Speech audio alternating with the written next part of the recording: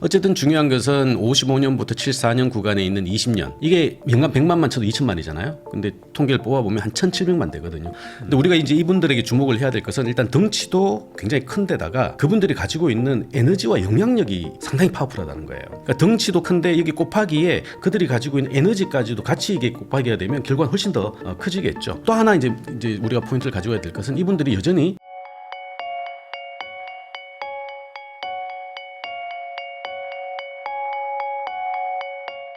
한양대학교 전영수 교수님하고 이야기 나누고 있습니다. 그러면은 이제 아까 말씀드린 전업 자녀를 키우는 부모님이 또 요즘 어른이라고 또 새로운 또 트렌드의 요 세대가 있는데, 이분들이라고 해서 걱정이 없는 것도 아니고 이분들이라고 해서 뭐 다 행복한 것도 아닐 텐데, 그 1955년에서 74년생 사이를 이제 신중년이라고 부른다고 하던데, 이분들의 어떤 특징이 있을까요?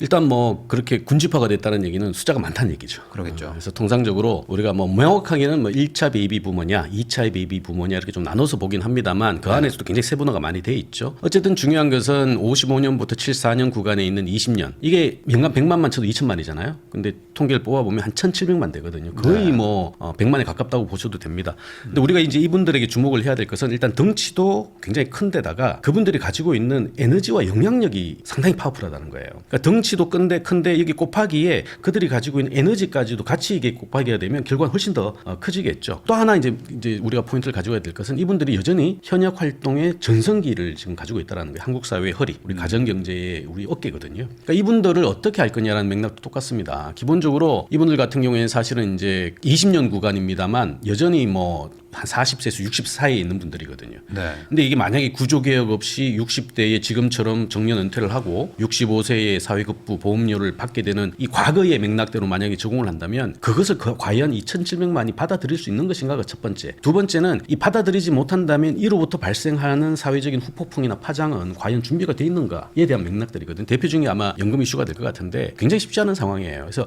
이 1,700만들의 주목을 하다 보니 이분들이 실상을 아는 것도 굉장히 중요하지만 이분들의 미래와 관련돼 있는 흐름들도 우리가 좀 예견을 하고 준비를 해야 되지 않습니까? 뭐 저도 그 안에 있는 세대입니다만 사실 뭐 똑같아요. 그 상황 안에서 이분들의 가장 중요한 지향점은 내 자녀의 현재 삶 그리고 미래와 관련돼 있는 어쩌면 완전한 독립 에 대한 이슈거든요. 부모 세대만 하더라도 자연스럽게 어쨌든 독립을 했고 뭐 많은 뭐 고전 끝에 어쨌든 오늘까지 왔습니다만 기본적으로 자녀 세대들이 그런 길을 걸어가는 경우의 수가 생각보다 굉장히 줄어들었다. 즉 뭐냐면 1,700만 요즘 어른의 굉장히 큰 갈등, 고민의 가장 큰 핵심이 사실은 둥지를 떠나지 않는 자녀들인 거거든요. 이 자녀들을 어떻게 볼 것인가? 당연히 1,700만의 힘과 에너지와 직결될 수밖에 없다는 이슈예요. 그래서 이분들의 내용과 이분들의 어떤 그 지불의 능력이라든가 욕구라든 것들을 밑에 있는 이 자녀 세대와 연결시키는 구조가 굉장히 중요할 수밖에 없는 것이고요. 그런 차원 안에서 사실은 1,700만 자녀들의 대부분의 잠재화되어 있는 이 전업 자녀들을 어떻게 사회가 수용해서 에너지로 쓸 거냐는 것은 지금 준비하지 않으면 한 5년 이제 60세가 되겠어 막 올라가기 시작하거나 65세가 돼서 국민연금 수급하는 시점이 되면 아마도 극단적인 상황에서는 분절된 형태로 소위 새로운 초고령화 현상에 대한 다른 문제점 그리고 사회에 진입하지 않는 그들의 자녀 세대 사이에서의 갈등들이 동시다발로 생길 수 있다는 거예요. 이런 점에서 놓고 본다면 이 둘을 연결시키는 것은 굉장히 중요하죠. 정책도 개입해서 연착륙을 시켜야 될 것이고 거기 안에서 어쩌면 이 비용의 이슈를 역발상을 통해 가지고 기회의 차원으로 경쟁력화시키는 것들이 굉장히 중요할 수밖에 없다. 아마도 이런 이슈는 뭐 전 세계에서 한국이 처음일 거예요. 왜냐하면 지금 뭐 선진국들 같은 경우에는 베이비 부모가 이미 윗단이 많이 올라가 가지고 좀 이제 성숙 사회라고 조금 뭐 나쁘게 표현하면 수축 사회 뭐 이런 얘기도 많이 합니다만 이제 한국은 에너지가 이제 막 끝난 상황에서 올라가는 중이거든요. 그런 상황에서 벌어지고 있는 이 양대 인구 현상, 즉 요즘 어른의 그러니까 강력하지만 고민 많은 중년, 소위 요즘 어른의 고민과 숫자는 적지만 선진국에 태어나서 뭔가 지향은 없고 또 고용의 소위 이제 시장에 진출할 수 있는 기회는 상실된 이런 사람들을 어떻게 연결시킬까는 사실은 뭐 사회의 가장 중요한 고민거리이자 시대 화두일 수밖에 없다라는 것이죠. 근데 이제 여기서 제가 좀 궁금한 거는 이분들은 자산이 많고 그리고 이분들은 또 직업도 탄탄한 거죠. 상대적으로 다른 세대에 비해서. 근데 이제 이분들이 또 반대로 또 가장 좀 취약한 자녀들을 또 데리고 있고 그러면 결국에 이게 어찌 보면 또 세대 갈등처럼 가는 게 요 젊은 세대에서는 저분들이 다 자리를 차지하고 있으니까 우리가 못 가서 이렇게 된 것이다. 이렇게 얘기를 하고 또 우리도 지금 아직 조금 에너지도 많고 우리도 아직 젊어. 근데 나도 일하고 싶은데 이게 내 자녀들은 일을 못 하고 있고 이 어떤 딜레마 이거 어떻게 이게 해결이 되는가? 여기서 또 피지컬 AI까지 나오니까 이제는 어떻게 되는 거지? 라는 생각도 듭니다. 한국처럼 사실은 이제 세대 갈등이 굉장히 크게 비화되는 사회도 없을 것 같아요. 근데 그게 어쩌면 자연스러운 게 너무나 단시간에 이제 이렇게 성장을 하다 보니까 네. 조금 뭐 균등하게 이렇게 자원이 배분된다거나 혹은 그 속에서의 갈등들을 조율할 수 있는 기제 자체가 사실은 좀 그때그때 이제 만들어지지 못한 현상들은 있는 것 같아요. 뭐 사실 뭐 선진국 같은 경우에는 100년, 200년에 걸쳐서 이제 조금씩 성장을 통해서 시간을 벌었고 그 과정 안에서 이제 세대 간에 벌어지고 있는 자원 배분의 어떤 비정상, 불균형을 적어도 연착륙시킬 수 있는 많은 고민 뭐 그렇게 해도 지금도 여전히 문제가 뜨겁습니다만 한국 같은 경우에 워낙 단시간에 이제 이런 현상들이 발생했거든요. 그러니까 대표적인 게 저는 자산 시장에서의 불균형을 봐요. 이제 한국 시장에서 어쩌면 지금 현재 뭐 가장 뜨거운 화두가 부동산 아니겠습니까? 네. 뭐 정부도 뭐 사활을 걸고 뭐 정책 의제의 첫 번째 순서로 놓을 정도로까지 굉장히 크고요. 또 실제 이제 그런 것들이 청년 세대들에게 그 직관적인 박탈감을 또 안겨주기도 합니다. 물론 뭐 다른 나라도 이런 사례는 다 있었습니다만 한국에서는 워낙 이제 단시간에 그게 있다 보니까 문제가 생기는데 이것들을 이제 어떻게 할 거냐가 굉장히 큰 화두가 될 수밖에 없어요. 단적인 게 이런 겁니다. 우리가 이제 시대가 바뀌면 그 질서가 바뀌거든요. 그 옛날에 우리가 이제 진분수의 인구 피라미드가 있을 때는 끊임없이 후속 세대가 태어나서 이게 밑바닥을 단단하게 받쳐주니까 위에 있는 분들이 하나하나 넘어가면서 이분들이 또 중간중간 가는 형태가 만들어졌거든요. 소위 이제 고출생을 통해서 생산 가능 인구가 끊임없이 공급이 되고 이 생산 가능 인구가 역시 생산하잖아요. 생산을 하면 근로소득이 발생하고 소득만큼 또 소비도 하고 소비가 발생하면 당연히 매출도 늘고 그러면 투자도 늘고 고용도 늘고 또 재정도 좋아지는 이런 구조 안에서 만들어진 게 이제 우리의 지금의 이제 그 산업이나 정책의 기본값인데 안타깝게도 인구는 이미 이렇게 바뀌어 버렸어요. 과거 100만이 들어간다고 생각하다가 지금 20만이 들어가고 있거든요. 네. 그렇다면 당연히 쪼그러드는 게 5분의 1 이상 쪼그러들어야 되는데 그 게임의 규칙은 여전히 과거의 이 모델을 갖고 있는 거죠. 대표적인 게 저는 뭐 부동산 쪽이라고 보는데 사실 부동산이라는 게 사실은 뭐 우리가 이제 뭐 우리 자산 축적의 대상이기도 합니다만 사실은 그 이전에는 안전한 주거 공간으로서의 어떤 기능성이 더 큰 거죠. 그래서 이 두 가지가 적절하게 이제 좀 유지가 돼야 되는 것인데 한국에서는 뭐 워낙 단기간에 이게 변하다 보니까 부동산이라는 게 이 소위 이 축적의 대상 소위 이제 재테크의 굉장히 매력적인 대상이 되면서 짧은 시간에 많이 커졌지 않습니까? 이때 이제 우리가 주목해야 될 게 어쩌면 이제 연령 패턴별로 뭐 60대, 70대가 돼서 이제 생산 가능 인구에서 빠지게 되면 이분들이 가지고 있는 소위 부동산이나 자산들을 이제 매각을 하고 조금 자금 평행하거나 이제 숫자를 줄이거나 하는 방식으로 그것들은 이제 매도를 하게 되면 이게 이제 공급이 되잖아요. 이 공급들을 젊은 친구들이 신축이 아니라 구축일 테니까 조금 저렴한 가격으로 사는 방식으로 어쨌든 바톤 터치가 이제 일정 부분 이루어지면서 한쪽에서만 계속 튀는 방식들을 막아주는 연착륙의 기능들이 있었는데 지금 초고령화 현상 때문에 어쨌든 인구수도 많은데 초고령화도 돼 있고 더 중요한 건 저성장이 되면서 이런 부를 자기 자녀가 가지지 못할 것이라는 확신적인 생각이 들거든요. 그러다 보니까 지금 본인들이 할 수 있을 때 열심히 해서 네. 조금 더 축적을 시켜가지고 내 자녀한테는 좀 물려줘야 된다라는 상속 의지가 굉장히 강한 것이죠. 그러다 보니까 사실은 1대1로 매칭이 되는 게 아니라 가진 분들 여러 있는 분들이 자녀 세대를 위해서 끊임없이 사다 보니까 당연히 수요는 늘어날 수밖에 없는 것이고 근데 공급이 제한적이다 보면 당연히 가격은 뛰게 되겠죠. 즉 내 자녀를 위해 가지고 하나 더 사는 이 행위가 자녀 세대 전체에게는 이 소위 매수의 기회 자체를 박탈하는 현상으로도 연결이 되거든요. 이제 그런 식의 시대 변화 속에서 사실은 이 세대 간의 갈등들이 자꾸 고착화가 되고 확대가 되는 듯한 느낌이 있는 것이죠. 이런 점에서 사실은 전업 자녀를 좀 주목해야 되는 것들이 결국 그렇게 받는 방식도 굉장히 중요합니다만 어쨌든 이런 어떤 그 개별적인 선택이 사회 전체에 지금 비용을 유발하고 있는 거 아니겠습니까?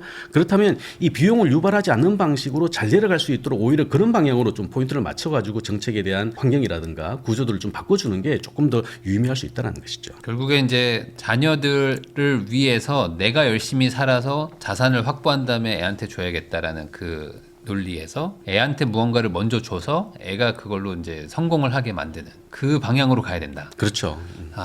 근데 이게 참 어려운 거죠. 그러니까 우리 애는 지금 여기 게임만 하고 있고 맨날 지금 넷플릭스만 보고 있는데 얘한테 그럼 뭘 돈을 줘가지고 커피숍을 차려야 되나? 뭐 프랜차이즈 다 망한다고 하니까. 그러니까 이제 제가 많이 벌어가지고 나중에 주자 뭐 이런 식으로 가는 것 같아요. 그래서 전체적으로 어쨌든 이제 뭐 우리가 자산이다, 운용이다 이제 이런 느낌들은 이제 현재와 미래에 대한 시간 가치를 반영할 수밖에 없지 않습니까? 근데 안타깝게도 시간 가치는 우리가 지금 상황에서 뭐 예측을 할 수가 없죠. 네. 이제 그런 느낌에서 이제 많은 불확실성이 또 불균형을 확대하는 느낌이 됩니다만. 있습니다만 어쨌든 가장 중요한 맥락은 과거의 디폴트 값이 완전히 달려졌다는 건 사실이에요. 뭐 우리가 전업자녀라고 표현하면 그러니까 지금도 여전히 이제 기성세대나 좀 나이 있으신 분들 같은 경우에는 굉장히 아마 곱지 않은 시선으로 볼 겁니다. 근데 잘 생각하면 이 전업자녀라는 새로운 그 어떤 인구 집단의 출현이 불가피하기도 하거니와 앞으로 더 늘어난다면 이걸 바꿔야 되는 건 당연한 맥락들이거든요. 근데 사회 전체의 디폴트 값은 그들을 아직까지 용인하고 있지 않다. 그렇다면 가게 안에서 내부에서라도 이런 식의 차원들을 이미 할 필요가 있는 것이고 더 큰 거는 옛날에 이제 사회에 안착하는 가장 좋은 방식 우리가 대표적인 이 두 가지 허들이 있다면 고용과 주거였잖아요. 네. 즉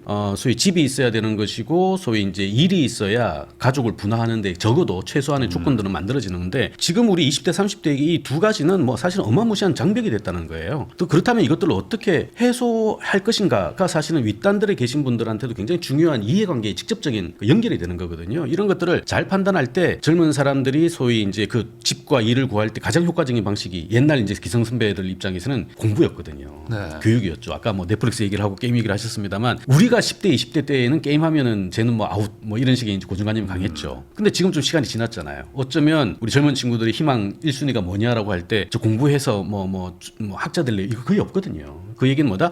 시대가 바뀌었고 어쨌든 저성장 안에서 조금이라도 더 탁월한 방식으로 본인의 만족감 플러스 그 결과로서의 뭔가를 얻는 방식들이 굉장히 다양해졌다는 거죠. 옛날처럼 공부만 열심히 해가지고 교육을 잘 받아가지고 고학력을 이루어가지고 좋은 안정적인 직장에 들어간다? 신입을 안 뽑는데 어떻게 들어가요? 네. 이런 상황에서는 이미 이제 그런 흐름들이 깨지기 시작했다. 디폴트 값이. 그렇다면 사실은 옛날에 터부시된 이 돈과 관련돼 있는 재테크와 관련돼 있는 이런 흐름들도 어쩌면 뭐 우리 20대 10대들에게는 굉장히 직관적인 방식으로 선호가 되고 있거든요. 그렇다면 그걸 받아들여야죠. 왜 자꾸 시간이 지났는데 여전히 한국에서는 공부 잘해야 인생 펴요 뭐 이런 식의 과거의 논리를 되는 건 옳지 않다는 그게 것이죠. 아니라 오히려 그냥 젊은 세대들이 뭐 투자를 하는 거에 대해서 뭐 막을 필요도 없고 오히려 그런 걸 좀 더 잘 가르치고 더 확실하게 해서 부모님이 가지고 있는 자산 일부를 더 불리는데 그러니까 부모님들은 사실 새로운 투자하는 거에 좀 약간 좀 취약할 수도 있잖아요. 근데 세상이 또 금방 바뀌고 있는데 이런 얘기를 또 해주시는 거네요. 그러면 결국에 같은 맥락이죠. 즉 부모 세대들 같은 경우에 어쨌든 굉장히 나이가 들었기 때문에 연령별로 놓고 보면 보수적이잖아요. 네. 근데 젊은 친구들은 아무래도 또 적극적이고 새로운 현상이라든가 트렌드라든가 특히나 AI 같은 그런 AI 뭐 기술 잘 뭐 이런 쓰죠. 거는 뭐 굉장히 친근하게 쓰지 않습니까? 근데 부모 세대 같은 경우에는 뭐 시대 흐름 속에 따라가려고 막 아등바등 노력합니다만 사실은 직관적으로 굉장히 늦을 수밖에 없거든요. 그걸 가계 차원 안에서 잘 융합시킨다면 사실은 이거는 뭐 서로의 어떤 골칫덩이가 아니라 잘하면 새로 시너지를 낼 수 있는 재료로 쓸 수도 있다는 것이죠. 이게 어찌 보면 5060 세대들은 돈을 가지고 있는데 어쨌든 보수적인 운용을 하고 뭐 하다 보니까 이제 시장에 솔직히 이제 돈이 잘 안 도는 느낌은 있어요. 그리고 2030들은 이제 아이디어도 있고 한데 돈이 없어요. 결국 이걸 연결해 주는 게 지금 교수님 말씀하시는 그 핵심일까요? 맞습니다. 사실 뭐 정책도 그런데요. 이걸 이제 흔히 조금 어려운 말로는 노청연대 이런 표현을 쓰는데 나이 드신 분과 청년들의 연대 개념을 얘기합니다. 왜냐하면 둘의 장점들은 너무 뚜렷하게 갈리거든요.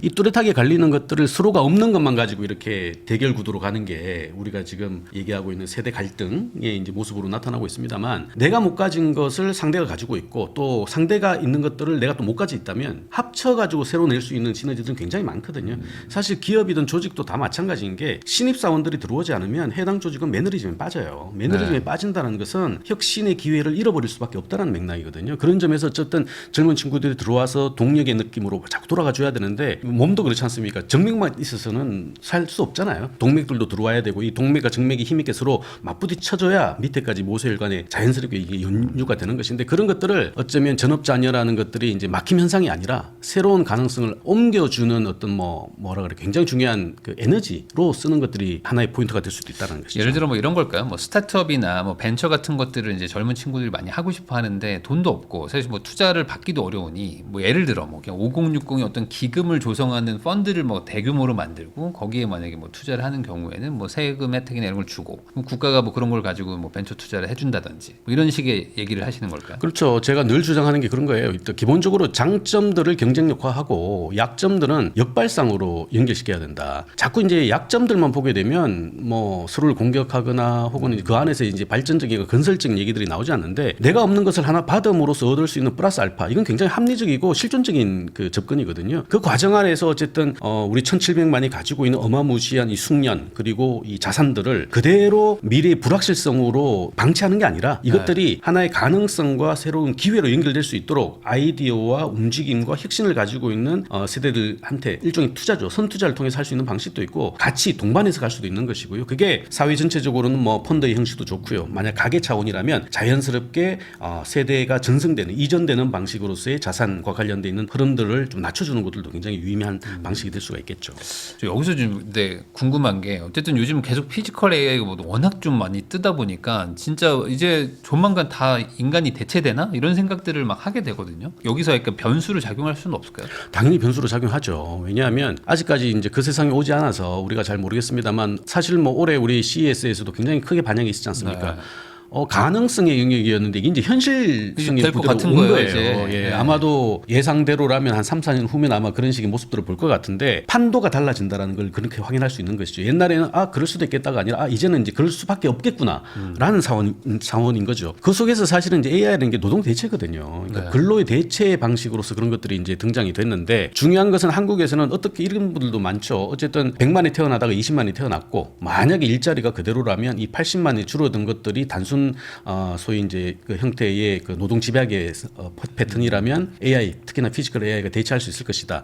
근데 그런 일자리가 사실은 청년들이 전형적으로 가져왔던 일자리거든요. 왜냐하면 숙련을 쌓아야 되는데 못 쌓았으니까 단순히 처음에 하면서 소위 뭐 제너럴리스트 혹은 스페셜리스트로 넘어가는 방식으로서 회사 안에서 하나하나 커가는 모습이었는데 이게 중단이 된 거 아닙니까? 요즘에 회계사 아예 안 뽑는 애들. 그러니까요. 네. 그런 상황 안에서 젊은 친구들에게 어떤 기회를 줄 거냐. 그 과거의 디폴트 값으로만 하면 이분들은 일자리가 없죠. 근데 어쨌든 AI라는 것은 없는 것에서 새로운 방식으로 끊임없이 인공지능을 통해 가지고 뭔가를 만들어내는 방식이잖아요. 그건 지금 감히 여기 앉아가지고 우리가 앞으로 이렇게 될 것이다라는 판단은 어려울 것 같아요. 하지만 중요한 것은 뭐냐면 우리가 10년 전, 20년 전에 과연 AI를 우리가 구체화시켰을까? 그거 아니었거든요. 그런 식으로 놓고 본다면 어쩌면 확정할 수 없는 미래지만 그럼에도 불구하고 그것을 가장 잘 활용하고 그걸 통해 가지고 부가가치를 만들어낼 수 있는 사람들은 어쨌든 20대, 30대 청년인구라는 것이죠. 그렇죠. 그들에게 기회를 줘야 된다는 거예요. 지금처럼 원천적으로 막는 방식이 아니라 자, 그 기회들을 통해 가지고 피지컬 AI든 뭐 아니든 간에 그들이 새롭게 이제 새로운 기본값으로서의 일의 패턴이라든가 내용이라든가 연계라는 것들을 만들어내는 게 굉장히 중요하거든요. 우리가 사실은 피지컬 AI를 만든 이유는 로봇 세상을 만들자는 게 아니라 인류가 조금이라도 더 잘 살자는 차원이잖아요. 네. 더 잘 살기 위해서 지금까지는 출산을 통해서 가족을 분화하면서 나름의 역할을 통해서 이제 쭉 왔던 것인데 이게 갑자기 이제 새로운 것들이 만들어진 거잖아요. 이게 사실 목적이 아니라 수단이라고 생각을 한다면 수단만 잘 활용하면 즉 AI만 잘 활용하면 아무것도 없는 즉 소위 이제 약점만 가지고 있는 2030 세대들에게 역발상을 통한 새로운 부가가치와 경쟁력화의 재료가 될 수도 있다는 것이죠. 그러니까 이게 기존의 구조처럼 쫙 공부 열심히 하고 자격증 따가지고 직업을 얻어라라고 해봐야 직업이 없어지고 있는데 계속 그거 강조한다고 되는 것도 아니고 그러면 오히려 창업이나 창직을 하는 쪽으로 국가가 이제 좀 완전 대개혁이 좀 일어나야 되겠다. 그리고 이제 그 자금은 5060의 어떤 기성세대들의 자금 이걸로 일종의 공동구매를 하는 거네. 새로운 우리 자녀들의 직업을 어찌 보면 우리가 만들어주는 돈으로 만들어주는 그러면서 이제 이 좀 투자 트렌드가 막 바뀌고 하는 것들도 노인분들은 못 따라가니까 젊은 친구들한테 좀 대행을 맡기고 수익을 쉐어하는 이런 구조라면 좋겠는데요. 그러니까 그게 잘 생각하면 사실 인류가 늘 그래왔어요. 그래왔는데 워낙 이제 새로운 개념이다 보니까 좀 충격을 받아서 그런 거지. 사실 우리 산업혁명 생기고 나서 공장이라는 게 만들어졌다. 그때 얼마 무시한 큰 변화였겠습니까? 네. 근데 마수 뭐죠? 말 모는 마부가 사라지고 나니까 운전수가 생기잖아요. 네. 이제 그런 맥락처럼 사실은 늘 인류라는 것은 젊은 세대들에게 새로운 기회를 주는 방식으로 그들이 점차 지나가고 그것들이 바통터치를 통해서 후속 세대들이 또 태어나는 방식으로 만들어져야 되는데 지금 한국의 출산율이 뭐 조금 늘어서 0.8을 얘기합니다만 이런 어마무시한 수치까지 왔다라는 것은 이제는 뭐 사실 모기까지 왔다. 특이점을 이미 지난 상황이다. 그래서 시간이 없으니 빨리 새로운 현상을 주목하고 그 주목한 결과 이것들이 새롭게 활용될 수 있도록 어떤 시기든지 전체적인 소위 이제 새로운 가능성을 판을 짜야 된다는 겁니다.